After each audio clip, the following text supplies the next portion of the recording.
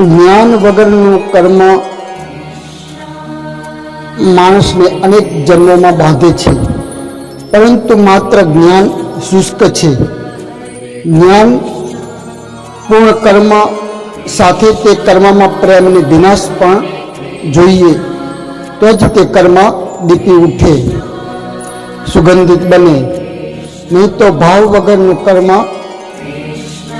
ગમે તેટલું સુંદર હોય પણ તેમાં સુવાસ આવતી નથી.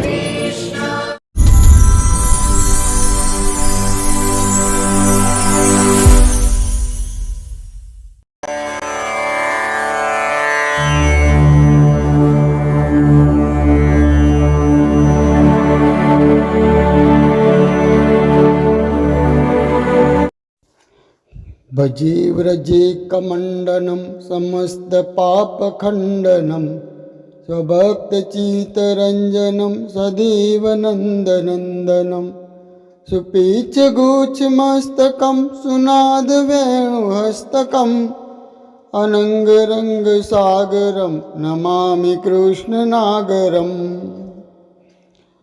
મનોજગર્વમોચનમ વિશાલલોલલોચનમ વિધૂત ગોપશોચનમ નમામિ પદ્મલોચનમ કરારવિંદભૂધરમ હિતાવલોકસુંદરમ મહેન્દ્રમાનધારણમ નમામિ કૃષ્ણવારણમ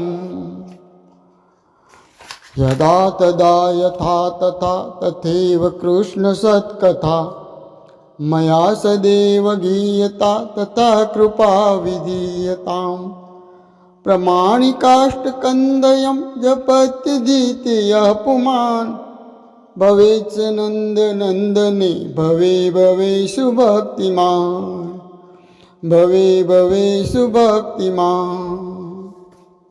જય શ્રી કૃષ્ણ.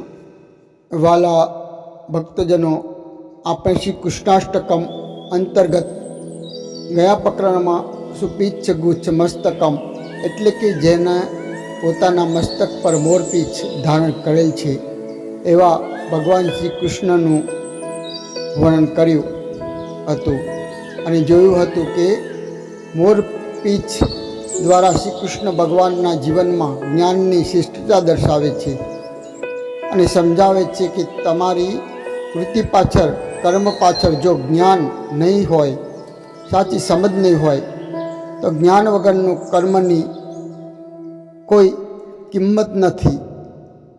જ્ઞાન વગરનું કર્મ અર્થહીન છે. આજે ઘણા બધા લોકો ભક્તિ તો કરે છે, પરંતુ સાચી સમજ, જ્ઞાન ના હોવાના કારણે તે ભક્તિ આજે દુબરી, પાતરી, માહિકાંગલી અને અંધશ્રદ્ધાથી ભરેલી હોય છે. અને જે ભક્તિ જોયા અને આપણને ચીડ ચડે એ માણસ દીન હીન રડતો, જેનામાં કોઈ તેજ નહીં, ખુમારી નહીં અને બસ સતત દુઃખી ભગવાન આગળ કાયમ રડતો, જેનું કારણ તેને ભક્તિની સાચી સમજ કે જ્ઞાન નથી. આમ જ્ઞાન વગર કે સાચી સમજ વગરનું કર્મ માણસને અનેક જન્મોમાં બાંધે છે, પરંતુ માત્ર જ્ઞાન શુષ્ક છે. જ્ઞાનપૂર્ણ કર્મ તે જો સાથે પ્રેમની વિનાશ પણ જોઈએ તો જ તે કર્મ દીપી ઉઠે, સુગંધિત બને. નહીં તો ભાવ વગરનું, પ્રેમ વગરનું કર્મ ગમે તેટલું સારું કેમ ના હોય પણ તેમાં સુવાસ આવતી નથી, પરંતુ આગળ જતાં દુર્ગંધમાં આવે છે. કેમ કે માણસ જેમ જેમ કર્મ મહાન કરે તો છે, કે સારા કર્મો કરે તો છે, પરંતુ જ્ઞાન ના હોવાના કારણે હું કરું છું કે મારાથી થાય કે મેં આટલું બધું કર્યું એવી ગ્રંથિ બંધાય છે અને પોતાની સર્વેશ્વર કે કરતા હરતા માને છે અને તેનો અહમ દઢ બને છે.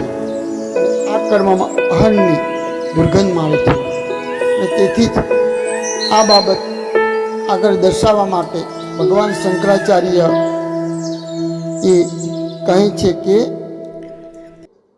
સુનાદ વેણુ હસ્તકમ પહેલાં કીધું કે સુપીચ્છ ગુચ્છ મસ્તકમ ને પછી તરત કહે છે કે સુનાદ વેણુ હસ્તકમ, એટલે કે જેના હાથમાં મોરલી છે. આમ મોરલી એટલે પ્રેમનો સંદેશ, પ્રેમનું સંગીત. મોર પીછ જેમ જ્ઞાનનું પ્રતીક છે, એટલે વાંસળી પ્રેમનું પ્રતીક છે. અને હસ્તક એટલે કે હાથ એટલે કર્મનું પ્રતીક છે. આમ જીવનમાં જ્ઞાન, કર્મ અને ભાવ એટલે આ ત્રણેયની આવશ્યકતા છે. ભક્તિમાં જ્ઞાન, કર્મ અને ભક્તિ એમ ત્રણેયની જીવનમાં આવશ્યકતા છે. આમ ભગવાન કૃષ્ણને મોરપીંછ અને વાંસળી એ બંને પ્રેમ અને જ્ઞાનનું પ્રતીક છે, અને તેથી જ આ બંને તેમને ભાલા છે. જ્યારે હાથમાં મોરલી છે એટલે કે કર્મની અંદર ભાવ છે, પ્રેમની સુવાસ છે. આમ જીવન ત્યારે જ શ્રેષ્ઠ બને જ્યારે તેમાં જ્ઞાન, કર્મ અને ભક્તિનો સમાવેશ થાય. આજે મોટા મોટા કર્મ થાય છે ખરા, પરંતુ તે કર્મમાં ભાવ ના હોવાને કારણે કર્મકાંડ બની જાય છે, એક ઔપચારિકતા બની જાય છે. આપણી ભક્તિમાં પણ સુગંધ આવતી નથી, કારણ કે ભક્તિ ભાવ વગર માત્ર એક ક્રિયા તરીકે, એક કામ તરીકે, ઔપચારિકતા તરીકે થતી હોય છે. માટે મારે રોજ 10 માળા કરવાની જ. આમ ભાવનું મહત્ત્વ નથી, પરંતુ સંખ્યાનું મહત્ત્વ છે. આજે આપણે ભગવાનને નવરાવીએ, ખવડાવીએ, માળા કરીએ, પરંતુ એક કામ તરીકે કૃતિ જ્યારે બની જતી હોય ત્યારે ભાવ વિનાશ થાય છે, ભાવ અલિપ્ત થાય છે, અને કૃતિ એક કર્મકાંડ બની જાય છે. આપણે નામ પણ ગણીને લઈએ છીએ કે મેં આટલા 1000 નામ કર્યા કે લખ્યા. આમ જે ગણતરીપૂર્વક ક્રિયા થાય તે કર્મમાં ભક્તિની રહિત કર્મકાંડ થઈ જાય. આજે મારાથી આપણે નામ જાપ કરીએ છીએ તેનું કારણ એક નિયમ હોય છે કે મારે રોજ ઓછામાં ઓછી 1 માળા અથવા તો 108 વાર તો પ્રભુ નામ બોલવું જ. કારણ કે જે રોજે રોજ બહુ કામ વ્યસ્ત હોય, જે બોલી ના શકતો હોય, તે નિયમ લે સ્વાભાવિક 1 માળા કરવી, જેનાથી એ નિયમથી તે એટલા કમસે કમ તો જપ કરી શકે. પણ તેનાથી વધુ થાય તો તેમાં કંઈ ના નથી, તેથી તે ઓછા નામ ના બોલાય. આમ એક સંકલ્પ છે, પરંતુ નામ તો શ્વાસે શ્વાસ બોલાવવું જોઈએ. પ્રેમમાં ગણતરી હોતી નથી, અને જ્યારે પ્રભુ નામ પ્રત્યે સાચો પ્રેમ જાગશે ત્યારે પછી હાલતા ચાલતા શ્વાસે શ્વાસ દરેક ક્રિયામાં પ્રભુ નામ લેવાશે. આમ ભક્તિ વગરનું, ભાવ વગરનું કર્મ ઈશ્વર સુધી પહોંચતું નથી. ઈશ્વર તો પ્રેમનો ભૂખ્યો છે, અને તેથી જ તેને સબરીના એઠા બોર ખાધા, વિદુરજીની ભાજી ખાધી. આમ ભાવથી એક નામ પણ 1000 નામ બરાબર છે. પરંતુ આજે આપણે મોટા મોટા યજ્ઞો કરીએ છીએ, પરંતુ એક કર્મકાંડ હોય છે. આજે અનાથ આશ્રમ, વૃદ્ધાશ્રમ, ગરીબોને મદદ, વિદ્યાર્થીઓને સહાય વગેરે આ કાર્ય થાય છે, પરંતુ બીજાને નબળો, ગરીબ, લાચાર સમજીને આપણે કરીએ છીએ, પરંતુ તેની અંદર પ્રભુ બેઠો છે. હું વિશ્વનો સેવક છું. આ કર્મ દ્વારા હું સર્વમાં રહેલા મારા ભગવાનની જ સેવા કરું છું. આ દ્રષ્ટિ સાથે તે કર્મ કરવામાં આવે તો તે એક ભક્તિ બની જાય, અને પછી તે કર્મ બંધનરૂપ ના બને. પરંતુ આજે મોટાઈ મેળવવા, નામ કરવા કે સોશિયલ મીડિયામાં આપવા આવા કર્મો થાય છે, ત્યારે તેમાં ભાવ હોતો નથી. તેથી તે કાર્યની સુવાસ ઈશ્વર સુધી પહોંચતી નથી. તમે કેટલું આપો છો અને કેટલું કરો છો તેની ઈશ્વરના દરબારમાં કિંમત નથી, પરંતુ તમે કેવા ભાવથી, કેવી વૃત્તિથી કર્મ કરો છો તે ભગવાનના દરબારમાં કિંમત છે. આગળના વિડીયો મારો સાંભળીને ઘણાને પ્રશ્ન થયો હશે કે શું બધાને માત્ર જ્ઞાન જ આપવાનું, માત્ર જ્ઞાનથી પેટ ભરાય?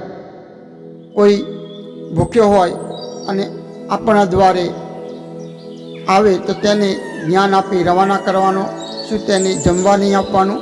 પણ હું એમ નથી કહેતો કે તમે કોઈને મદદ ના કરો, જમાડો નહીં, વૃદ્ધાશ્રમ અનાથાશ્રમ ના ખોલો. કારણ કે પ્રેમ વગર કોઈને માત્ર કોરું જ્ઞાન આપવાથી તેના જીવનમાં કોઈ પરિવર્તન નહીં આવે. માટે કહે છે ને કે ભૂખે ભજન ના થાય. આમ ભૂખ્યો માણસ તમારા જ્ઞાનથી નહીં વરે, પરંતુ એક હાથમાં જ્ઞાન અને બીજા હાથમાં પ્રેમ લઈને જાઓ તો જ તે તમારું સાંભળશે. આજે આપણા દેશમાં પાદરીઓએ આવા ઘણા આદિવાસીઓને મફત દવા, કપડાં, અન્ન આપ્યું અને તેના દ્વારા ઈશ્વરના બાળક માની તેમની સેવા કરી. પરિણામે આજે હજારો આદિવાસીઓ આજે ક્રિશ્ચન બની ગયા. આમ પ્રેમ આપો, પછી જ તમારા જ્ઞાનની તેને અસર થશે અને તે તમારું સાંભળીને આમ ભાવના, જ્ઞાન અને પ્રેમ બંનેનું મહત્ત્વ સમજશે. ભગવાને ગીતામાં અર્જુનને જ્ઞાન આપ્યું તે પહેલાં તેનો પ્રેમ મેળવ્યો છે. તે પાંડવોને ખબર ના પડતા ઘણી બધી મદદ કરી અને દરેક સંકટમાં ઊભા રહી તેમનો પ્રેમ મેળવ્યો ને પછી જ ગીતા અર્જુને સાંભળી છે. આમ શ્રી કૃષ્ણ પરના પ્રેમને કારણે જ અર્જુનને તેમના પર શ્રદ્ધા બેઠી છે અને તેમનું દરેક વાક્ય તે માનતો અને તેમનું પાસે તે જ્ઞાન મેળવવા માટે કહે છે કે હું તમારો શિષ્ય છું. આમ તેને ભગવાન કૃષ્ણ ઉપર પૂરો ભરોસો હતો કે તે મને ખોટો માર્ગ નહીં બતાવે, કેમ કે તેમના કરેલા પ્રેમને કારણે તેમના પર અતૂટ શ્રદ્ધા હતી. તો વાલા ભક્તજનો, મારું કહેવાનો મતલબ એટલો કે એક હાથમાં પ્રેમ અને બીજા હાથમાં જ્ઞાન લઈને જઈશું તો જ માણસના જીવનમાં સુધારો આવી શકે અને તેને આપણે યોગ્ય દિશા બતાવી શકીશું. આપણા જીવનમાં પણ જ્ઞાન, કર્મ અને ભક્તિ હશે તો જ આપણું જીવન દીપી ઉઠશે. માત્ર એક હાથથી તાલી ના વાગે, એક પાંખથી પક્ષી ના ઉડી શકે. આમ જીવનમાં જેટલું જ્ઞાનનું મહત્ત્વ છે એટલું જ ભક્તિનું અને એટલું જ કર્મનું મહત્ત્વ છે. જ્ઞાન વગરની ભક્તિ દમ કે અંધશ્રદ્ધા બની જશે અને ભક્તિ વગરનું જ્ઞાન નીરસ બની જશે. આમ બંનેની જીવનમાં તેટલી જરૂર છે. તો કૃષ્ણાષ્ટકમ આપણે કેટલાક પ્રકરણોથી ભગવાનનું ધ્યાનમાં અલગ અલગ મહાન વિભૂતિઓને કેવી અનુભૂતિ થઈ તે અંતર્ગત ભગવાન શંકરાચાર્યએ પોતાને ધ્યાનમાં શ્રી કૃષ્ણ ભગવાનની કેવી અનુભૂતિ થઈ, કેવા દર્શન થયા તેનું આ શ્રી કૃષ્ણાષ્ટકમમાં વર્ણન કર્યું છે.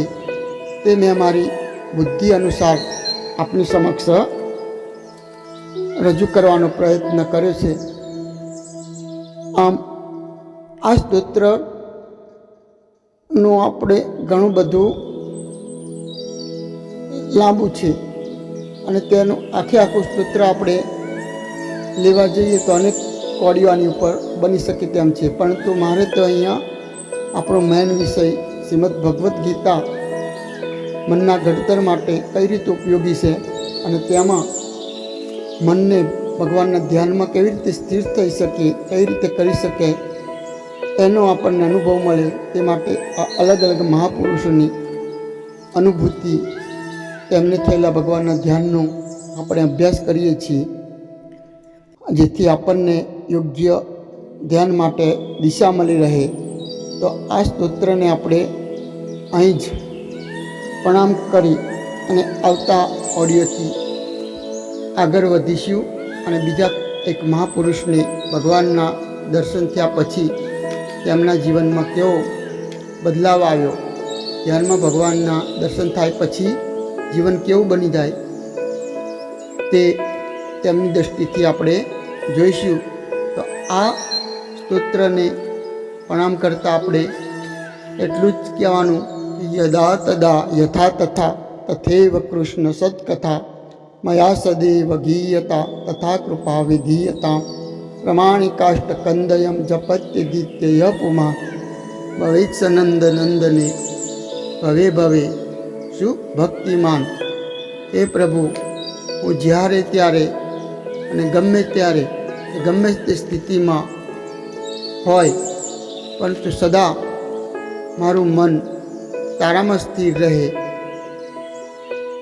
કે તારી જ સત્ય કથાઓનું હું ગાન કરું તેવી કૃપા મારા પર વરસો, અને તે સદા મારા જીવનમાં તમારી ભક્તિ દૃઢ થાય એવા આશીષ આપો. અને ભગવાન જગન્નાથની રથયાત્રા પણ આવી રહી છે આ 16 તારીખે. ત્યારે ભગવાન જગન્નાથને આપણે પ્રણામ કરતા એટલું જ કહેવાનું કે જગન્નાથ સ્વામી નયન પથગામી ભવતુ મે. હે જગન્નાથ સ્વામી, મારા પથગામી તમે બનો. હે જગન્નાથ સ્વામી, મને દર્શન આપો. હે જગન્નાથ સ્વામી, ધ્યાનમાં મને આપ દૃષ્ટિગોચર થાવ. મારા મનરૂપી ઘોડાઓની લગામ આપ પકડો અને મને યોગ્ય માર્ગદર્શન કરો. એ સાથે આપને પ્રણામ. જગન્નાથ સ્વામી નયન પથગામી ભવતુ મે.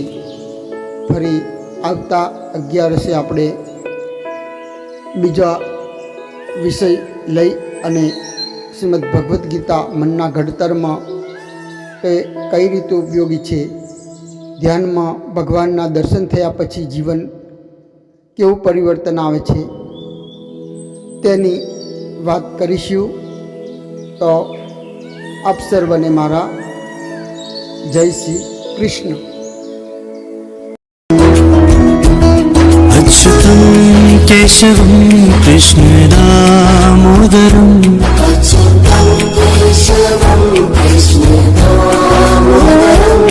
अच्युतं केशवं कृष्णदामोदरम्